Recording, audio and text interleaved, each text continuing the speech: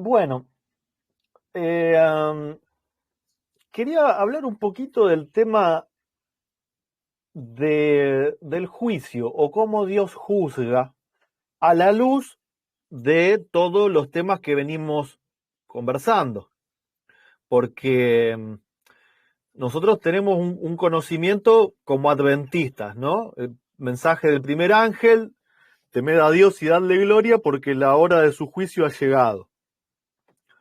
Y desde chico, los que hemos sido adventistas desde chico, nos han enseñado, ¿no es cierto?, que en 1844 Jesús pasó al lugar santísimo, comienza el juicio investigador y bueno, empezamos a tener una noción de lo que es o de lo que creemos que es, ¿no? Los nombres primero de los muertos pasan por ese juicio, después empieza el juicio de los vivos, se cierra el tiempo de la gracia, no hay más misericordia para nadie, el que hizo las cosas bien va a estar a la derecha como corderito, el que hizo las cosas mal va a estar a la izquierda como un cabrito, y cada uno va a recibir la sentencia que le corresponda, ¿no?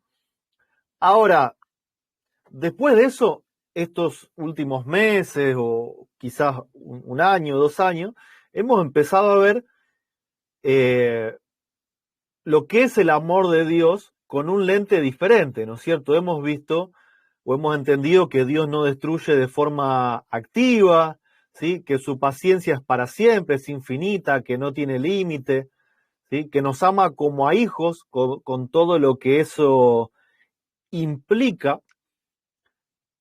Entonces, o sea, es hora de que comencemos, ¿sí? De que nos introduzcamos a volver a estudiar los temas que como adventistas creíamos entender, pero ahora con este nuevo lente. ¿Cómo es un juicio o cómo es Dios como un juez, ¿sí? Sin ser arbitrario, sin usar la fuerza, sin castigar destruyendo, ¿sí? Y con todos los principios que hemos estudiado de su carácter? Porque sin ninguna duda va a cambiar nuestra percepción ahora de lo que es, ¿no es cierto?, el santuario. Es como el próximo gran tema que tenemos que empezar a estudiar e introducirnos, ¿no? Todo lo que es el santuario, pero a la luz ahora del carácter de Dios. Yo traigo una pequeña reseña de lo que debería ser el comienzo de nuestro estudio, ¿no? Algo muy básico, muy simple, ¿sí? Que nos puede, o sea, el objetivo de esta reflexión hoy es abrirnos puertas, ventanas, para empezar a estudiar e investigar de forma mucho más profunda, ¿no es cierto? Voy a compartirles la pantalla, traje algunos textos. Para poder empezar a meternos en este tema, es crucial, ¿sí?, que entendamos qué es lo que vino a hacer Jesús. Y yo sé que ya lo vimos varias veces, pero si esto no está claro, es como que no hay un punto de partida claro, ¿no? En Juan 17, que a nosotros nos encanta el versículo 3, ¿no? Que te conozcan a ti, al único Dios verdadero, y a Jesucristo, que nosotros lo entendemos como una verdad doctrinal. Muchas veces es como que cortamos el versículo ahí y no seguimos, ¿no? Pero fíjense que ya el versículo 4 en adelante, hasta el 8, nos va a seguir diciendo verdades que son fundamentales. Palabras de Jesús, orando al Padre, alzando las manos, Él dice: yo te he glorificado en la tierra. Yo te he glorificado significa yo te he dado la gloria, ¿sí? Yo he reconocido tu gloria, tu majestad, tu poder, tu grandeza. He acabado la obra que me diste que hiciese. Ahora pues, Padre, glorifícame tú al lado tuyo con aquella gloria que tuve contigo antes que el mundo fuese. Jesús dice que acabó la obra que el Padre le dio y ahora nos va a contar de qué se trata, ¿no? Dice: he manifestado tu nombre a los hombres que del mundo me diste. Tuyos eran y me los diste y han guardado tu palabra. Entonces la obra de Jesús era manifestar el nombre de Dios, el carácter de Dios, a un mundo que lo estaba entendiendo mal. Entonces Jesús, por sus palabras, pero principalmente por su vida, Él da a conocer al Dios verdadero, ¿sí?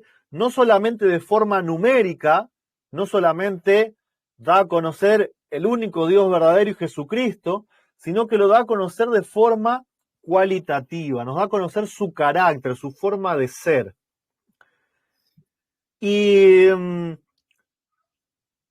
Y dice que estas personas a las cuales Jesús vino a hablar, dice que han guardado tu palabra. O sea, hay seres humanos que entendieron la misión de Cristo, que aceptaron, que comprendieron, ¿no es cierto? Dice que han guardado tu palabra. Han conocido que todas las cosas que me has dado proceden de ti, porque las palabras que me diste les he dado, y ellos las recibieron, y han conocido verdaderamente que salí de ti, y han creído que tú me enviaste. Entonces reconocen a Cristo, y en la forma de ser de Cristo, en el carácter de Cristo, ahora reconocen al Padre, ¿sí? Lo conocen de la forma correcta, porque antes puede ser que conocieran al único Dios verdadero. Puede ser que nosotros podamos decir, no, yo conozco al único Dios verdadero, no soy trinitario. Yo creo en el único Dios verdadero y en su Hijo Jesucristo. Ahora, conozco de verdad su nombre, conozco su carácter, conozco cómo Él es, cómo se manifestó Cristo y por qué. Entonces, en la vida de Cristo, nosotros tenemos que poder ver los atributos del Padre. Y volviendo al tema del juicio, ¿sí? Tenemos que poder ver de qué forma Cristo juzga o reprende o castiga o condena, si lo hace o no lo hace, y cómo lo hace o cómo no lo hace, ¿no es cierto? La vida de Cristo tiene que ser como nuestro manual para poder entender el fundamento de estos temas a los cuales nosotros queremos llegar y entender de forma más completa, ¿no es cierto? Jesús mismo, a través de David, allá en Salmos, dice, sacrificio y ofrenda no te agrada, has abierto mis oídos, holocausto y expiación no has demandado. Entonces dije, he aquí vengo, en el rollo del libro está escrito de mí. El hacer tu voluntad, Dios mío, me ha agradado, y tu ley está en medio de mi corazón. He anunciado justicia en grande congregación. He aquí no refrené mis labios, Jehová, tú lo sabes. No encubrí tu justicia dentro de mi corazón. He publicado tu fidelidad y tu salvación. No oculté tu misericordia y tu verdad en grande asamblea. Entonces, lo primero que Cristo dice es que Él entiende y que enseña que sacrificio y ofrenda a Dios no pide y no le agrada. Y no estamos hablando solamente de la muerte de los corderos, ¿sí? Estamos hablando de todo lo que nosotros como seres humanos podamos hacer para pretender obtener el favor de Dios, ¿sí? Incluso querer guardar la ley de forma perfecta, ¿sí? Yo voy a ayudar a los demás, voy a darle de todo a los pobres porque quiero ganarme el favor de Dios.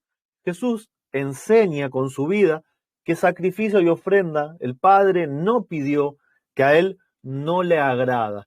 Entonces, Jesús dice, cuando yo entiendo esto, ahora entiendo, Padre, que el hacer tu voluntad es lo que tú quieres. Y a mí eso me agrada. Al hacer tu voluntad, dice, tu ley está en medio de mi corazón. Y sigue diciendo Jesús que esto es lo que manifiesta al mundo. ¿Sí? En grande congregación dice que anuncia su justicia. ¿Qué es la justicia de Dios? El regalarle el perdón a los hombres que no merecen. ¿Sí? Regalarles el perdón, la vida eterna, limpiarlos sin que lo merezcan. Esa es la justicia de Dios. ¿Sí? Dice, no refrené mis labios, no encubrí tu justicia. O sea, lo que más hizo Cristo es hablar sobre el perdón de Dios, la gracia que da gratuitamente, que no pide obras para poder darlo. ¿Sí? Esto es todo lo que hace Cristo. Y dice, he publicado tu fidelidad y tu salvación. Fidelidad es que Dios nunca cambia, que le ofreció lo mismo a todos, desde el primer pecador hasta el último. Ofrece lo mismo y Él no cambia. Su amor es inalterable. Y en su vida dice que no ocultó la misericordia y la verdad. ¿Sí? Entonces, tenemos acá muchas palabras que podríamos empezar a notar, ¿no es cierto? La justicia, pero a la forma de Dios, ¿sí? La de regalar perdón gratuitamente, no la otra justicia de el que las hace las paga, ¿sí? Justicia, misericordia, fidelidad, salvación. Todas estas palabras son las que van poniendo el fundamento del conocimiento que tenemos de Dios. Ahora, la tarea que nosotros tenemos es cómo encajan estas palabras o estos atributos de Dios a la hora de tratar de entender un juicio. ¿Cómo encaja que Dios puede regalar justicia a alguien que no lo merece? ¿Cómo encaja que Él es misericordioso todo el tiempo, que es fiel y que perdona aunque alguien no lo merezca? ¿Cómo hacemos que esto coincida a la hora de estudiar y de entender un juicio? Porque nosotros, cuando pensamos en un juicio, pensamos en lo que nosotros conocemos. Tenemos un juez, que es el que escucha los testimonios, el que toma las pruebas. Tenemos a alguien que acusa, un abogado que acusa, tenemos un abogado que defiende, pero nosotros conocemos todo eso a la luz del pecado, ¿sí? Tenemos abogados que acusan tratando de incriminar de forma injusta. También tenemos abogados que defienden, que tratan de encontrar pruebas o vericuetos en la ley para que alguien culpable no reciba su castigo, ¿sí? Tenemos jueces que reciben coimas, tenemos jueces que se pervierten, ¿sí? Pero en la base, ¿no es cierto?, de que una persona culpable, se presentan pruebas, se presentan testigos, el abogado ya mucho no puede hacer y tenemos un juez que baja el martillo y dice, bueno, pena de muerte a esta persona porque fue un asesino, o cadena perpetua porque robó, violó, mató. ¿Cómo conciliamos la idea de un juicio con la misericordia, el perdón y la justicia que regala perdón, que regala misericordia? Es difícil, ¿no? Nuestra mente humana conciliar esto, pero bíblicamente tiene que estar, o sea, Dios tiene que haberlo manifestado de alguna forma para que nosotros lo podamos entender, porque incluso es un mensaje que debe darse al mundo, es el mensaje del primer ángel. 1 Timoteo 3:16 dice que, e indiscutiblemente grande es el misterio de la piedad, Dios fue manifestado en carne, justificado en espíritu, visto de los ángeles, predicado a los gentiles, creído en el mundo y recibido arriba en gloria. Entonces, ¿qué es lo que quiere decir este versículo? Que Cristo viviendo en la tierra es equivalente a Dios viviendo en la tierra. Todo lo que Cristo hizo o no hizo, dijo o no dijo, es lo mismo que si Dios mismo hubiese estado acá, ¿sí?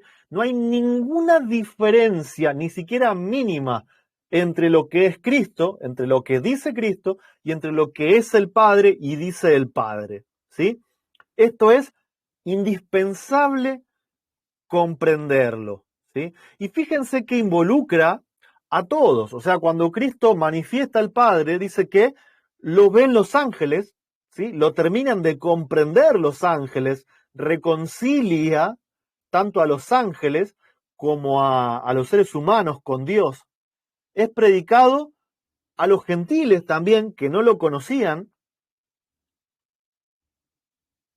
Eso también es muy importante, porque no incluye solamente a un pueblo elegido, al pueblo judío, sino que Jesús vino a hablarle a todos, no hizo ninguna diferencia, ¿sí? Ni con los samaritanos que eran enemigos, ni con los griegos, ni con los romanos, no hizo ninguna diferencia, ¿sí? Ninguna. Ahora, esta cita nos dice que Cristo vino en semejanza de carne de pecado, revistiendo su divinidad con una humanidad para poder presentar ante el mundo la perfección de Dios en su propio carácter. Y fíjense esta frase que sigue, teniendo en cuenta el tema del juicio, ¿no? Vino a representar a Dios no como un juez severo, sino como un padre amante. Dios es amor. Esta fue la gran verdad que Cristo vino a revelar al mundo. Satanás había tergiversado tanto el carácter de Dios ante el mundo que el hombre estaba alejado de Dios. Pero Cristo vino a mostrar al mundo los atributos del Padre, a representar la imagen expresa de su persona. Como el Padre me dio mandamiento, así hago. Este mandamiento he recibido de mi Padre. El objeto de la misión de Cristo al mundo era revelar al Padre. Entonces ahora, cuando nosotros pensamos en un juicio, ya no podemos dibujar al Padre sentado en una silla, bajando un martillo, diciendo a alguien, bueno, sos culpable, ¡pum!, al fuego eterno. Porque no coincide con todo lo que estamos leyendo, ¿no es cierto? Ahora tenemos que ver a Dios como un padre. Un padre. ¿Cómo un padre puede sentenciar a muerte a un hijo?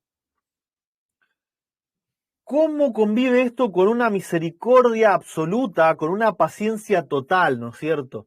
Entonces ahí donde nuestra visión de juicio comienza a hacer agua y a chocar por todas partes, ¿no es cierto? Y vamos a ver ahora algunos hechos de la vida de Cristo donde Él actuó o donde Él intercede, donde Él tuvo que enfrentar situaciones en donde se pudo haber puesto en una posición de juez, ¿sí?, en una posición de condenar o de juzgar, y vamos a ver qué es lo que Él hace y cómo lo hace, ¿no es cierto?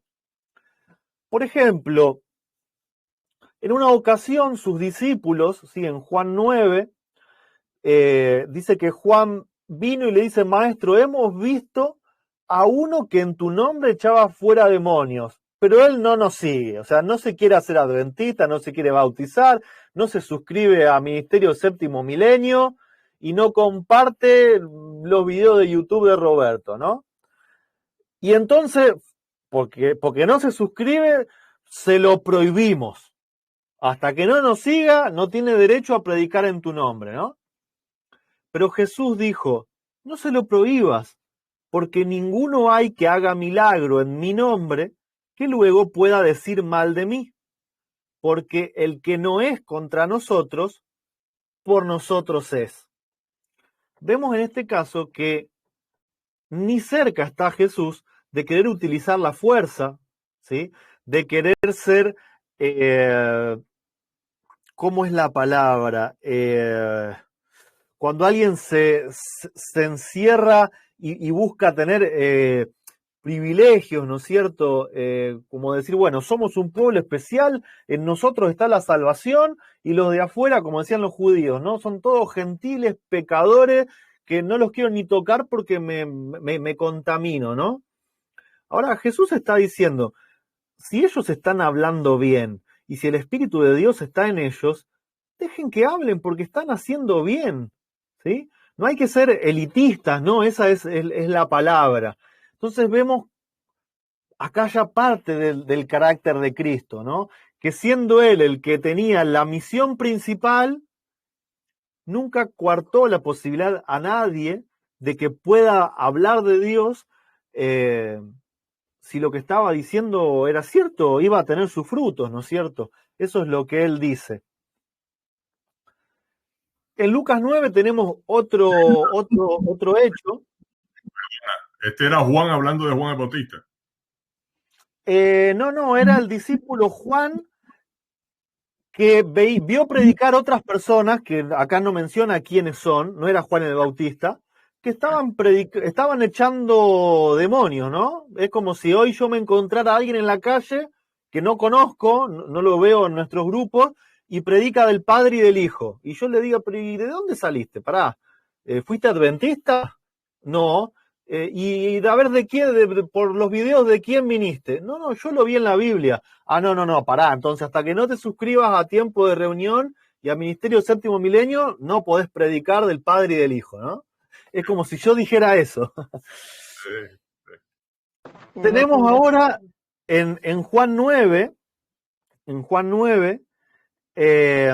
tenemos este ya lo habíamos visto, ¿no? En Lucas 9, perdón, dice que cuando se cumplió el tiempo en el que había de ser recibido arriba, afirmó su rostro para ir a Jerusalén y envió mensajeros delante de él, los cuales fueron y entraron en una aldea de los samaritanos para hacerle preparativos.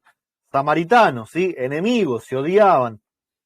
Dice, mas no le recibieron porque su aspecto era como de ir a Jerusalén. Samaria estaba en un lugar que era medio central, ¿no? Que muchos viajeros iban para Jerusalén. Entonces, sí, vas a Jerusalén, sos judío, no, acá no te vamos a dar hospedaje, ¿no? Dice, viendo esto sus discípulos, Jacobo y Juan, dijeron, ¿quieres que mandemos que descienda fuego del cielo como él hizo Elías y los consuma? ¿Sí? Jesús había mandado a que busquen una posada, a hacer preparativo, y no lo reciben por ser judío, por ir a Jerusalén. Sus discípulos ahora quieren ejecutarlos, ¿sí? Dicen, bueno, vamos a copiarnos a Elías. Si Elías hizo descender fuego del cielo para que se consuman pecadores gentiles, bueno, nosotros podemos hacer lo mismo. Pues si lo hizo Elías y Elías está en el cielo, entonces está bien, ¿no? Es lo que... me río porque es el razonamiento que muchos hoy tienen, ¿no? Si Elías lo hizo y está en el cielo, si Elías hizo descender fuego, mató gente o degolló 800 personas y después fue al cielo, entonces porque todo lo que él hizo está bien, podemos hacer lo mismo, ¿no? Ese es el razonamiento. Ahora, Jesús les dice, se vuelve y los reprende y le dice, vosotros no sabéis de qué espíritu sois, porque el Hijo del Hombre no ha venido para perder las almas de los hombres, sino para salvarlas. Y se fueron a otra aldea. Ahora le pregunto, cuando Jesús dice, vosotros no sabéis de qué espíritu sois, ¿lo incluye también Elías? Jesús también le está diciendo a Elías, que hizo descender fuego del cielo para consumir más de 100 personas, también le está diciendo a Elías, vos Elías no sabés de qué espíritu sos. Claro que sí. Por supuesto que sí. Esos soldados que Elías hizo consumir, ¿acaso no son hijos de Dios también? Y él por miedo hizo descender fuego del cielo, porque él temía, porque no confió en Dios en un momento. El que destruye, el que fuerza, no tiene el Espíritu de Dios. ¿Sí? El que juzga y condena a muerte, el que ejecuta una condena de muerte, no tiene el Espíritu de Dios, no tiene el carácter de Dios.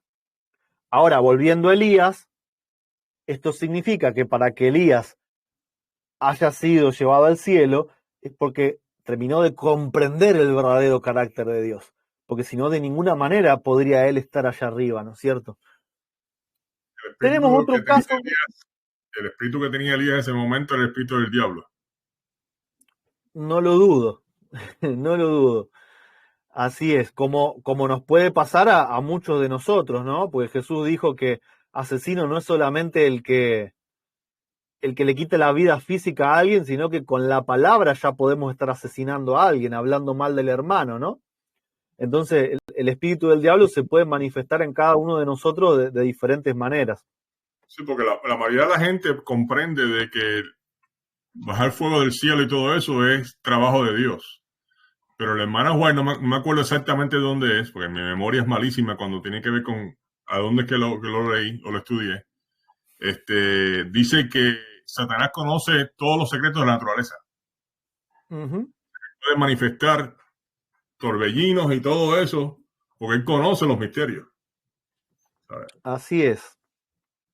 Así es, perfectamente. Pero bueno, tenemos una cultura de que nos han enseñado que, por ejemplo, nosotros no creemos en Superman o en Batman, pero sí creemos en David, que por voluntad y ayuda de Dios le revienta de un piedrazo la frente a una persona y después le corta el cuello. Y es el superhéroe, es el modelo a seguir, ¿no? Tenemos esa visión bíblica cristiana que nos han inculcado desde pequeños, ¿no? Que nosotros ahora tenemos el trabajo, la obligación y de pedirle a Dios que nos ayude a ir cambiando toda esa forma de ver las cosas, ¿no? Que por algo están escritas, no necesariamente para imitarlas, sino quizás para aprender de todo lo mal que se ha ido haciendo durante toda la vida. Sí, Claudio. Es increíble que, ahora que tú mencionas eso, es increíble que a nosotros nos han enseñado de que Jesús, y es lo que dice la palabra, Jesús vino para reivindicar el carácter del Padre. Decimos, sí, mira, Cristo vino para reivindicar el carácter del Padre. Pero seguimos con la misma idea de antes, como si Cristo no hubiera llegado. Seguimos con la misma imagen de Dios, que es destructor, que destruye, que tiene que hacer lo que tiene que hacer, que todos los profetas anteriores, que por cosas de naturaleza destruyeron o por fuerza, fue de parte de Dios. Entonces, como para nosotros es como Cristo nunca hubiera llegado. Porque Así seguimos es. con la mentalidad anterior. O no entendimos, no aceptamos de que Cristo manifiesta al Padre al 100%. Es como que lo seguimos viendo con diferencias. El Padre es menos paciente, el Padre es el que hace el trabajo sucio y Cristo es más bueno y más tolerante. Que es una enseñanza muy católica, muy pero muy católica.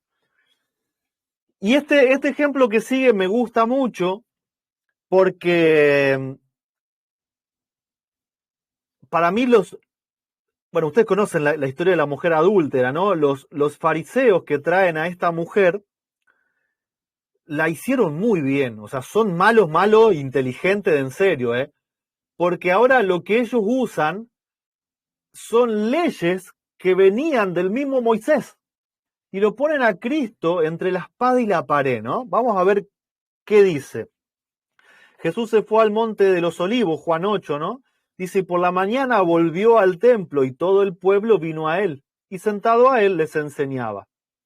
Entonces los escribas y fariseos le trajeron una mujer sorprendida en adulterio, y poniéndola en medio le dijeron, Maestro, esta mujer ha sido sorprendida en el acto mismo de adulterio, y en la ley nos mandó Moisés apedrear a tales mujeres. ¿Tú pues qué dices? Mas esto decían tentándole para poder acusarle. O sea, ellos estaban esperando que Jesús contradiga la ley de Moisés, ¿no es cierto? Dice, pero Jesús inclinando hacia el suelo escribía en tierra con el dedo. Y como insistieran en preguntarle, se enderezó y les dijo, el que de vosotros esté sin pecado, sea el primero en arrojar la piedra contra ella. Y sigue diciendo,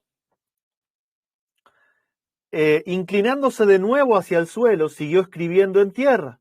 Pero ellos, al oír esto, acusados por su conciencia, salían uno a uno, comenzando desde los más viejos hasta los postreros. Y quedó solo Jesús y la mujer que estaba en medio. Enderezándose Jesús y no viendo a nadie sino a la mujer, le dijo, Mujer, ¿dónde están los que te acusaban? ¿Ninguno te condenó?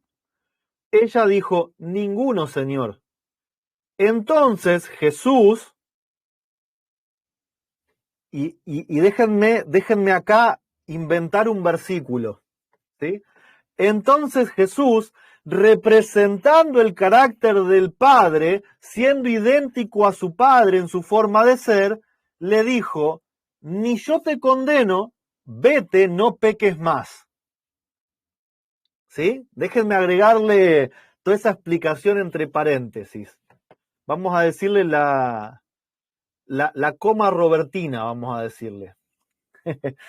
Qué ocurrente. Así es. Ahora,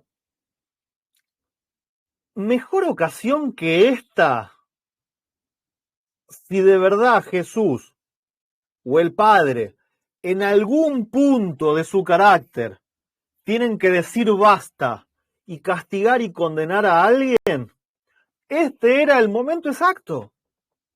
Porque muchos dicen, no, a ver, está bien, son amor casi todo el tiempo, pero en un punto, en algún momento ellos tienen que terminar con el pecado, destruyendo al pecador, condenando al pecador.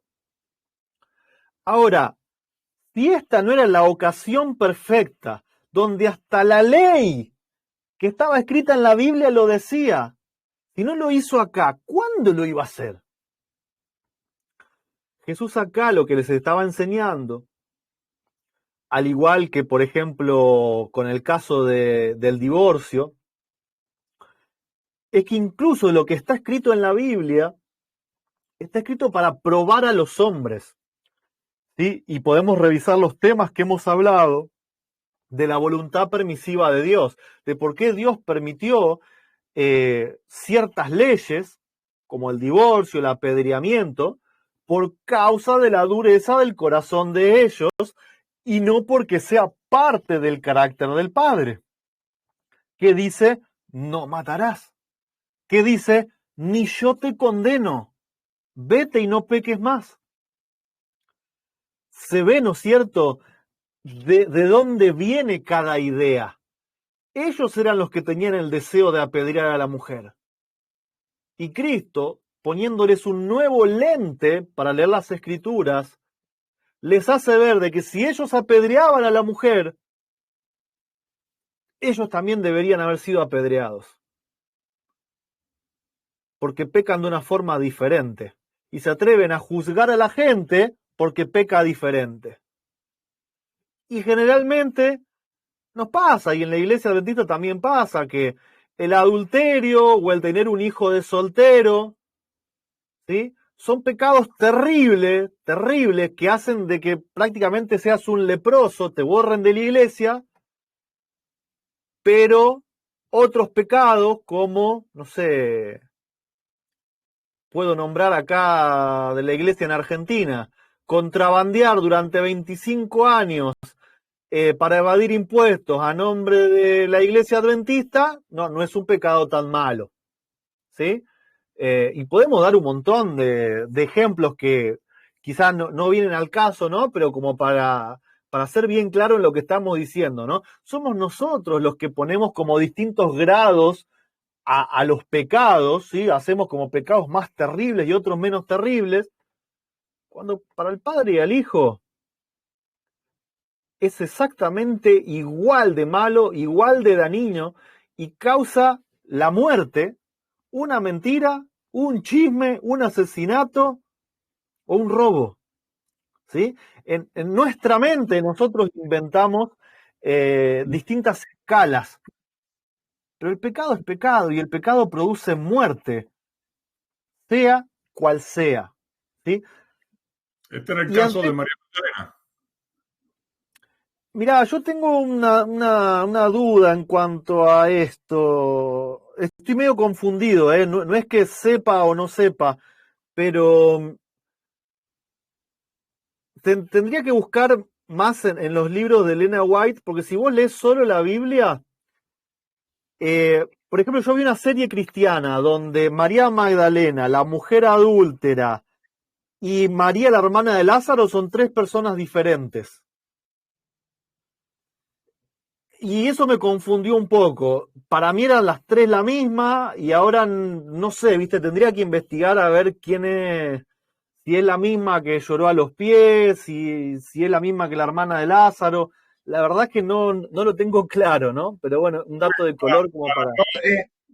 Para mí, a mí siempre se ha dicho que posiblemente puede ser que sea la misma persona, pero se me hace a mí difícil y a veces fácil de entender, porque puede ser que Jesús Lázaro todavía no era un amigo de él, o sea, en la vida social. Y después lo conoce y se da cuenta que posiblemente es la hermana de él. ¿Ves? Es lo que pienso yo, que posiblemente pasó, pero no he visto nada en concreto todavía. Les voy a leer algo al respecto que estaba buscando. Escuchen. Dice, ¿era María Magdalena lo mismo que la mujer pecadora o la hermana de Marta y Lázaro? Escuchen. En Lucas 8:2 nos encontramos con María llamada Magdalena. San Lucas la describe como una mujer de la que habían salido 7 demonios. Esto nos dice dos cosas sobre sus antecedentes. Es María de Magdala, a orillas del mar de Galilea. No sabemos si por nacimiento o por residencia. Y una mujer cuya vida descarriada la llevó a ser poseída por 7 demonios.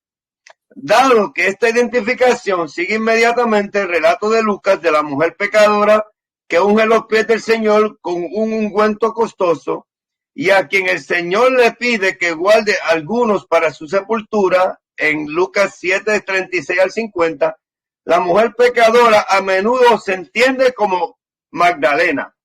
María, la hermana de Marta y Lázaro de Betania, también se identifica a menudo como la misma persona.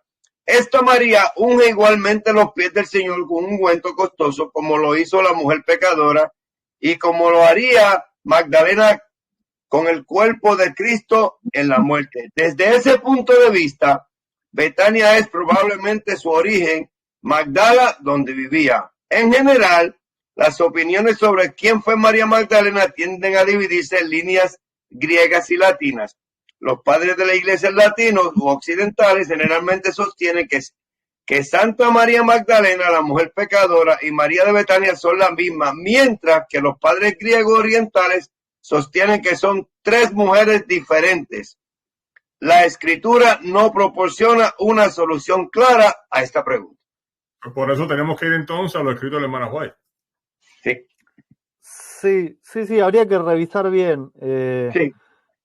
Yo como creía que sí era la misma, pero después me quedé ahí en un... que no lo estudié de verdad. Me enteré que había otras posibilidades y no lo sé. El punto es que teniendo la oportunidad y teniendo casi la ley de su lado, ley que en definitiva Dios había permitido que existiera, no por su voluntad, sino por la dureza del corazón de la gente, pero ley al fin, teniendo esa oportunidad, dijo, yo no te condeno. Yo no te condeno. Uh-huh. ¿Sí? Y yo vengo a representar el carácter del Padre y no te condeno. Vive. No peques, porque el pecado te lleva a la muerte, pero yo no te condeno. Y acá es donde hay que hacer un énfasis especial, ¿no? Porque acá como que nos empieza a dar una idea o nos confunde más de cómo va a ser el juicio. ¿Sí? Vamos a tratar de... Solamente eso, Roberto. En ese versículo yo también entiendo de que tú puedes vivir una vida sin pecado. Porque si no fuese verdad, Jesús nunca lo hubiera dicho, vete y no peques más. Hubiera sido una mentira. ¿Entiendes? Y entonces eso me confirma a mí que tú sí puedes vivir una vida sin pecado. Claro, a través de Cristo. Pero eso me confirma a mí, porque si él le hubiera dicho a ella, vete y no peques más, y la persona el ser humano no puede pecar, no puede dejar de pecar, era como si estuviera burlándose Cristo de ella. Como diciendo, sí, vete y no peques más, pero yo sé que tú vas a seguir pecando. ¿Entiendes? Sí, Martín. Quizás una... sí, Martín, perdón. Sí. En esa última frase, vete y no peques más, ¿no lo tomaron alguna vez como que el Señor le está impartiendo el poder para que no siga pegando? O sea, porque era el deseo de ella de dejar de pecar, confiesa su pecado ante Él y el Señor le dice, vete y no peques más, y en ese momento le está impartiendo el poder para que deje de pecar, al igual que a nosotros, cuando reconocemos algo y pedimos como consecuencia de una oración y que nos muestre las cosas ocultas en las cuales estamos en el error, Él está dispuesto a darnos el poder para dejar de pecar. Y en esa frase yo lo tomo personalmente como que es el momento en que Jesús le imparte el poder para que ella también deje de pecar. Buen punto de vista. Uh-huh. Tremendo punto. Uh-huh. Sí, quizá un asterisco también, la Biblia hace diferencia en 2 tipos de cosas que nos pueden suceder en cuanto al pecado. Una es la práctica del pecado, la práctica, ¿sí? Cuando yo elijo un pecado y lo desarrollo todos los días y cada vez mejor, ¿no? Y después la otra situación que es la de, bueno, soy un ser humano, vivo, o sea, trato de vivir bien y como dijo Pablo, ¿no? Lo que quiero hacer no lo hago y me sale al revés, ¿no? Es como que la Biblia hace una diferencia en ese caso. Entonces, digo, quizás puede ser una posibilidad que Jesús también, junto con lo que dice Martín, le esté diciendo, bueno, fuiste perdonada de este pecado, o sea, apartate de esa vida, ¿sí? Apartate de esa vida, ¿no? Lo que no sé si significa que después esta mujer nunca más volvió a pecar en ningún sentido, ¿no? Digo, puede ser una llave para entender, ¿no? Tenemos en Mateo 5 este tema de las leyes y las costumbres, ¿no? Que Jesús también viene y enseña, porque Jesús dice, oíste que fue dicho ojo por ojo, diente por diente. Sí, estaba escrito en la ley. Dice, pero yo os digo, no resistáis al que es malo. Antes, a cualquiera que te hiera en la mejilla derecha, vos pegale en la izquierda. ¿Así es? ¿Sí? Si te pegó, vos pegale, es lo lógico. No, Jesús no está diciendo eso, ¿no? Dice, cualquiera que te hiera en la mejilla derecha, vuélvele también la otra. Al que quiera ponerte a pleito y quitarte la túnica, déjale también la capa. Y a cualquiera que te obligue a llevar carga por 1 milla, ve con el 2. Al que te pidas, dale. Al que te quiera tomar de ti prestado, no se lo rehuses. Oíste que fue dicho, amarás a tu prójimo y aborrecerás a tu enemigo. Pero yo digo, amad a vuestros enemigos, bendecid a quienes os maldicen, haced bien a los que aborrecen, orad por los que os ultrajan y os persiguen, para que seáis hijos de vuestro Padre que está en los cielos, que hace salir su sol sobre malos y buenos, y que hace llover sobre justos e injustos. Porque si amáis a los que os aman, ¿qué recompensa tendréis? ¿No hacen también lo mismo los publicanos? Y si saludáis a vuestros hermanos solamente, ¿qué hacéis de más? ¿No hacen también así los gentiles? Sed pues vosotros perfectos, como vuestro Padre que está en los cielos es perfecto. Y vemos que acá la perfección no está vinculada al no equivocarse nunca y al hacer todo bien, sino que está vinculada al amor, al amar al otro, ¿sí? Eso es ser perfecto. Cuando yo amo, ¿no es cierto? Cuando devuelvo bien por mal, ¿sí? Ahí, a eso está vinculada la perfección. Y me llama la atención Disculpa, que... Roberto, y si Sí. es así, porque el Señor, aunque somos malos, Él nunca nos trata mal, sino que nos da bien. Y eso es correcto, porque Él es perfecto, por eso nos invita a que lo seamos. Es lo que acabo de entender. Así es. Fíjense que el versículo 45 dice, hay como una condición, dice, para que seáis hijos de vuestro Padre. Jesús era hijo del Padre. Entonces nos está diciendo, todos los que quieran ser hijos de vuestro Padre, ¿sí? ¿Qué tienen que hacer? No condenar a nadie. Si te pegan, no pegues. Si te roban, no robes. ¿Sí? Y todas las reacciones que vienen abajo. ¿Para qué? Para ser como vuestro Padre. Entonces, si para ser como nuestro Padre hay que dar siempre bien aunque nos den mal, ¿podemos imaginarnos a Dios en algún momento decir, bueno, mira, rechazaste a mi hijo, entonces lamentablemente te corresponde la pena de muerte? Te voy a ejecutar en el lago de fuego y azufre. ¿Es posible esto según los criterios que venimos leyendo? ¿Es posible esto según el carácter de Dios que venimos entendiendo en la vida de Cristo? Para nada.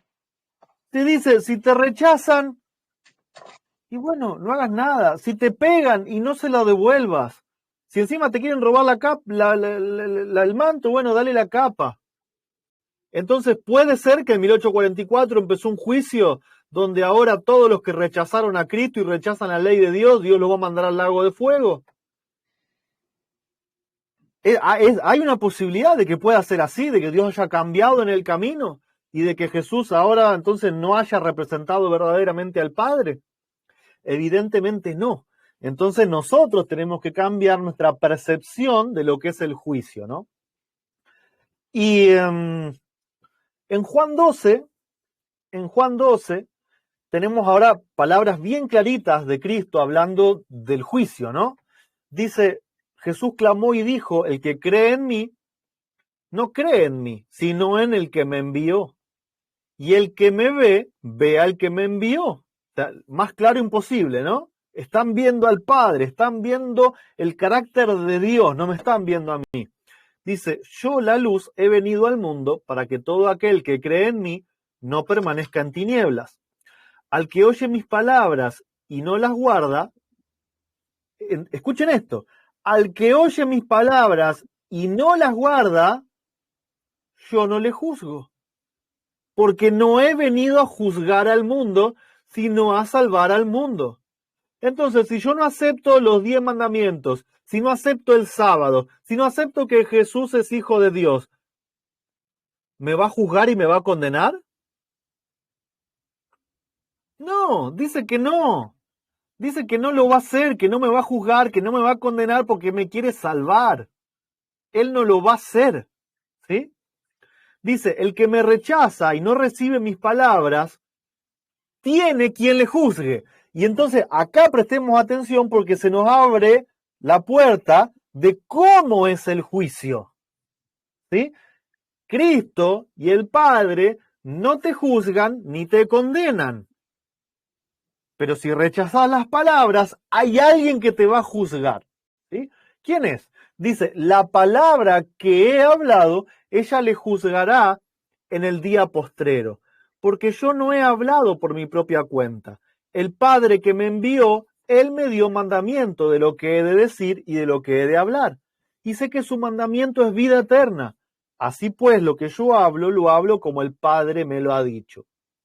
Entonces, ustedes pueden decir, bueno, Roberto, está bien, el Padre y el Hijo no juzgan, pero la palabra te juzga.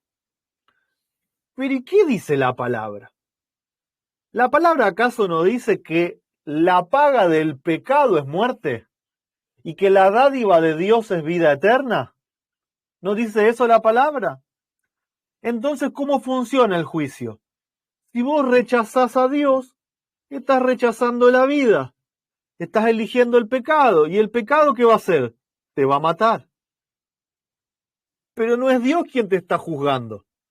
Fue tu propia elección la que te llevó a que el pecado te pague con muerte. No es Dios y no es Cristo quienes se sientan en un banquillo para decir, no me obedeciste, te tengo que matar. Hay una diferencia enorme entre estas dos formas de ver cómo es que el Padre y el Hijo juzgan. Bueno, esto es lo mismo. Por ejemplo, yo lo pongo de esta forma. Hay un autobús que va a pasar por el frente mío. O yo dejo que el autobús pase, pero si yo paso, me va a arrollar. Yo soy el que estoy juzgándome yo mismo. Tal cual. El autobús va a pasar como quiera. Pero yo soy el que tengo que decidir si quiero ir delante del autobús o no pasar cuando él pase. Es la misma cosa. Así es. Tal cual. Es así tal cual como vos decís.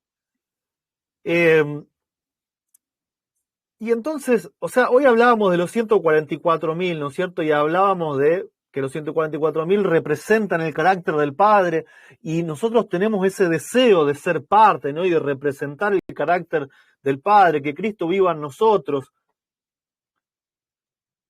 ¿Cómo nosotros juzgamos y condenamos a los demás cuando Dios no lo hace con nosotros, ¿no? Quizás es algo que tenemos también que meditar en eso. Marcos 4 nos dice, porque no hay nada oculto que no haya de ser manifestado, ni escondido que no haya de salir a la luz. Si alguno tiene oídos para oír, oiga. Y les dijo también, mirad lo que oís, porque con la medida que medís serás medido, y aún se os añadirá a vosotros lo que oís. Porque al que tiene se le dará, y al que no tiene, aún lo que tiene se le quitará. Entonces, cuando yo juzgo a alguien, cuando yo condeno a alguien por su pecado, yo estoy estableciendo el tipo de juicio con el cual me estoy juzgando a mí mismo. ¿Sí? Si yo creo que tal persona por tener tales pecados se va a ir al lago de fuego, entonces el que va a ir al lago de fuego soy yo. Porque yo me estoy juzgando y condenando a mí mismo. Yo estoy estableciendo la vara con la cual se me va a juzgar. ¿Sí? Y es muy interesante esto, que dice, no hay nada oculto que no haya de ser manifestado. Dios, el Padre y el Hijo, no te juzgan ni te condenan, pero sí van a manifestar públicamente lo que hay en los corazones de todas las personas. Nadie va a poder decir, no, Señor, yo creí en ti toda la vida, así que me salvo. Pero mirá, esto es lo que había en tu corazón. Esto es lo que vos decidiste. Entonces, el juicio en parte en el que nosotros creemos, el juicio investigador, sirve para que todas las obras, todos los pensamientos, ¿sí?, estén a la luz de todos. Y todos puedan decir, mirá fulanito cómo se condenó a sí mismo con esto que hizo. Cómo rechazó a Dios y cómo estableció su vara de justicia, juzgando y condenando a todos los que veía. Se la pasaba hablando mal de todos. Entonces, al suceder esto, nadie puede decir, Dios es injusto. O nadie puede decir, esto me huele mal, hay cosas que Dios esconde. Todo sale a la luz. Va a ser demostrado por qué cada uno está donde está en base a las decisiones que tomó y no en base a una decisión dictatorial del Padre o del Hijo. Ahora, tenemos algunas citas que están buenísimas. Por ejemplo, esta, ¿no? Dice, no juzguéis nada antes de tiempo hasta que venga el Señor, el cual aclarará también lo oculto de las tinieblas y manifestará las intenciones de los corazones. ¿Sí? No andes mirando qué es lo que hacen los demás, qué es lo que creen los demás, qué es lo que dicen los demás. Deja que todo eso Dios lo va a manifestar a su debido tiempo y cada uno se va a juzgar a sí mismo. No juzgues a nadie, ¿sí? No podemos leer el corazón. Por ser imperfectos, no somos competentes para juzgar a otros. A causa de sus limitaciones, el hombre solo puede juzgar las apariencias. Únicamente a Dios, quien conoce los motivos secretos de los actos y trata a cada uno con amor y compasión, le corresponde decidir el caso de cada alma. Entonces, pero entonces Dios decide el caso de cada alma. Bueno, sí. ¿De qué forma? ¿De qué forma Dios decide el caso de toda alma?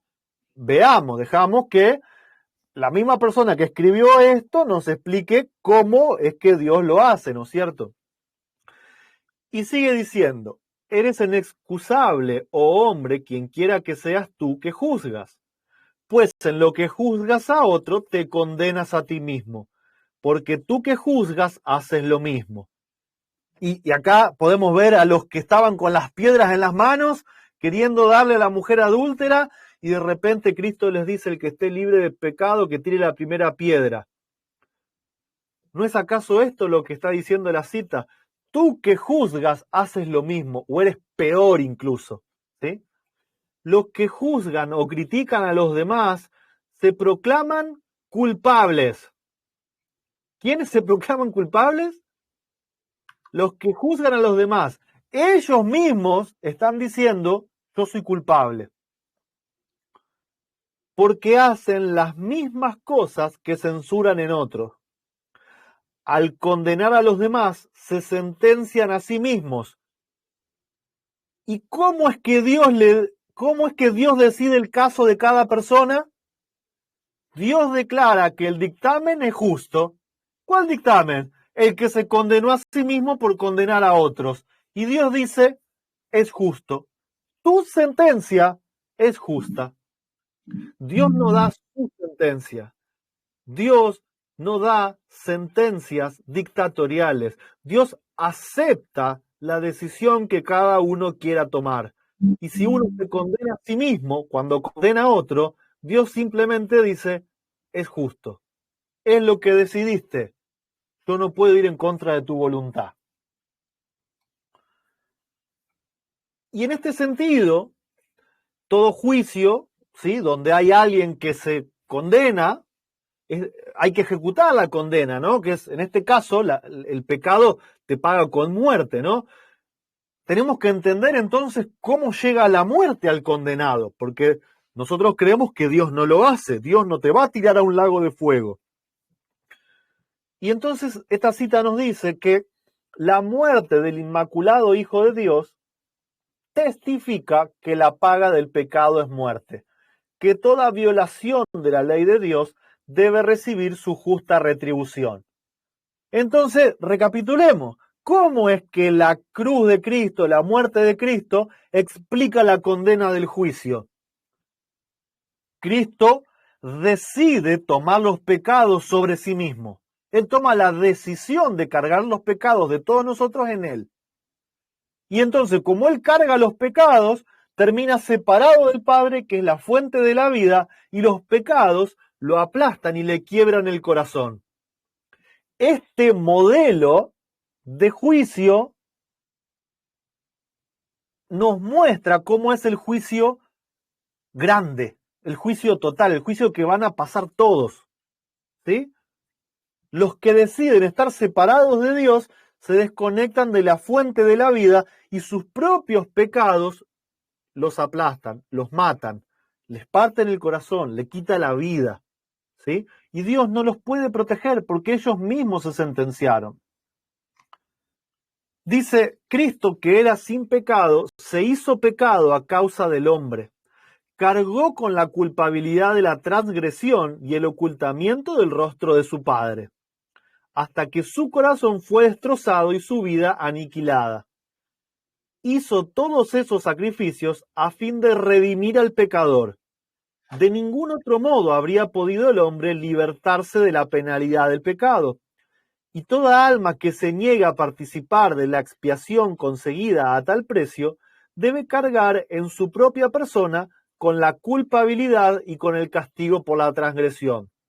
Entonces, el Padre y el Hijo están tratando de explicarle al ser humano que si se apartan, ¿sí?, Dios no puede hacer nada, no lo puede obligar, y el pecado lo va a aplastar. Entonces el hombre dice, no, eso es mentira. Entonces, ¿qué hace Dios? Manda a su Hijo para mostrarles el proceso. El Hijo se carga con el pecado y nosotros, la gente, ve cómo el pecado mata a Cristo. Y ahora podemos decir, era verdad. Por favor, yo no quiero cargar con mi pecado. Por favor, Padre, quítame mi pecado, perdóname. Y entonces el Padre dice, claro que sí, hijo mío, yo te perdono y te quito el pecado. ¿Sí? Para eso es la cruz, para eso es la muerte de Cristo, para que nosotros entendamos que no es necesario que pasemos por el proceso donde el pecado nos mata. Que podamos entender que el Padre nos puede perdonar, de que no es el Padre quien está esperando juzgarnos y condenarnos, sino que somos nosotros mismos los que caminamos hacia el matadero. Fíjense esta cita que dice que los pensamientos del pecador son sus acusadores. No podría sufrir tortura más intensa que los aguijones de una conciencia culpable que no le deja descansar ni de día ni de noche. ¿Y recuerdan ese texto de Apocalipsis que habla del humo del tormento que sube? ¿Qué es todo eso? ¿Qué es el lago de fuego? ¿Qué es esa muerte que empiezan a sufrir los impíos, que dice que cada uno sufre según sus pecados? ¿Qué es eso? Es la tortura de su propia conciencia, son sus propios pecados atormentándolos.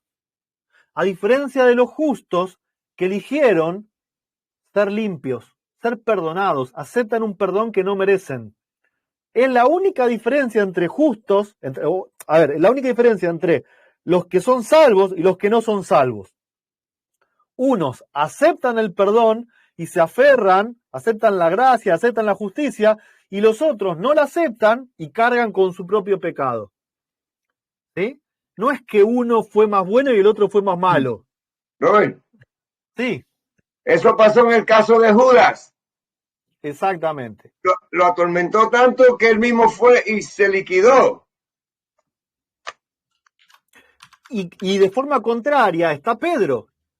Porque nosotros decimos, Pedro, buenísimo, pilar de la iglesia. Judas, el diablo. Eran iguales. Los dos negaron a Cristo, los dos pecaron, los dos merecían la muerte. Pedro aceptó el perdón. Aceptó ser limpio. Judas quiso cargar con su propio pecado, fue y se mató. Eran exactamente iguales. ¿Sí? El pecado los debió haber aplastado a los dos. Pedro acepta la justicia por la fe en Cristo, acepta el perdón. Judas no. Es la única diferencia entre el que se va a salvar y el que se va a perder. Dice que entonces no será el malo y contemplará sobre su lugar y no parecerá. Será como si no hubieran sido.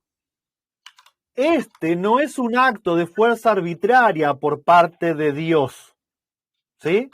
Los que rechazaron su misericordia ciegan lo que sembraron.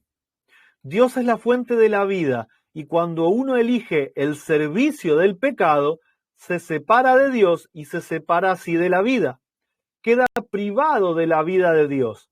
Cristo dice, todos los que me aborrecen aman la muerte. Entonces, el juicio que está sucediendo en este momento no es Dios y Cristo mirando las acciones de todos para ver a quién castigan y a quién no, a quién le dan pena de muerte y a quién no.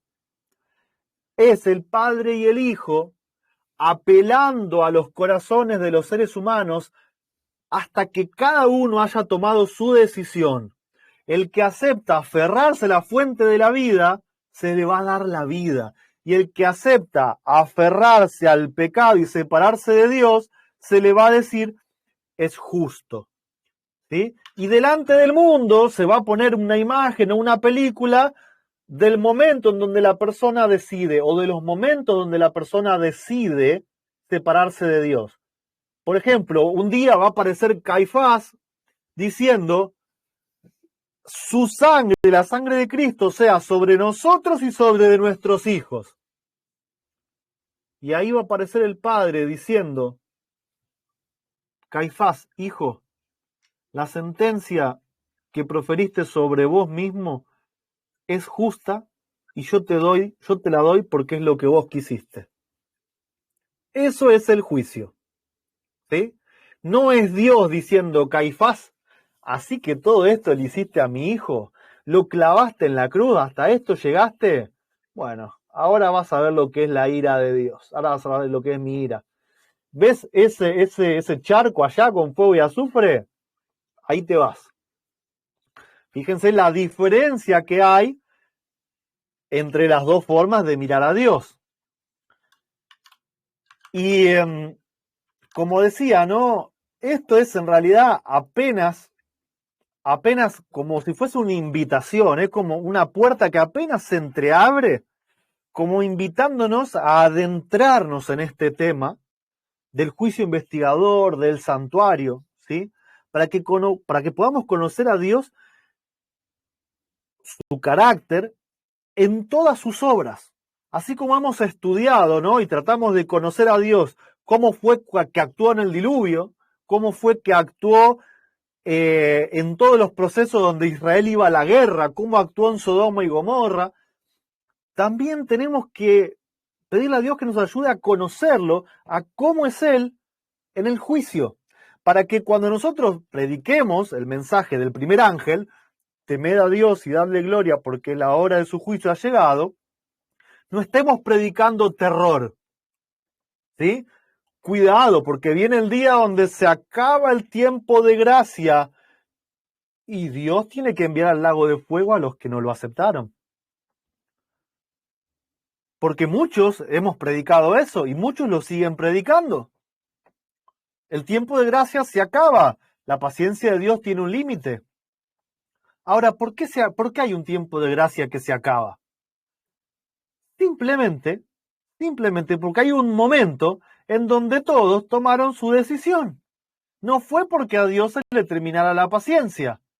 Simplemente hubo un mensaje que puso delante del mundo el carácter de Dios y todos dijeron sí o no. Entonces no es que a Dios se le acabó la paciencia, simplemente todos decidieron ya seguir con tiempo, no tiene más sentido. Todos tomaron su decisión. Y Dios termina diciéndole a cada uno, lo que decidiste para tu vida, yo te lo doy porque no te puedo forzar. Es justo. ¿Sí? Por eso el tema se llamaba Juzgados por el Corazón.